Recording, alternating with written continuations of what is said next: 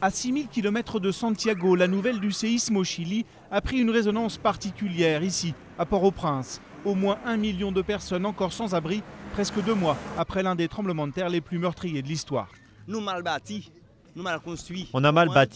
on a mal construit, on a fait des grosses maisons au-dessus de petites maisons. Et puis on n'a pas construit selon les normes. Au Chili, c'est mieux, ils ont tout respecté. La façon dont nous avons construit notre maison, c'est pas parasismique, donc c'est sûr que la différence est bien claire. Plus de 200 000 morts dans un cas, quelques centaines seulement dans l'autre, alors que la secousse au Chili a été beaucoup plus forte.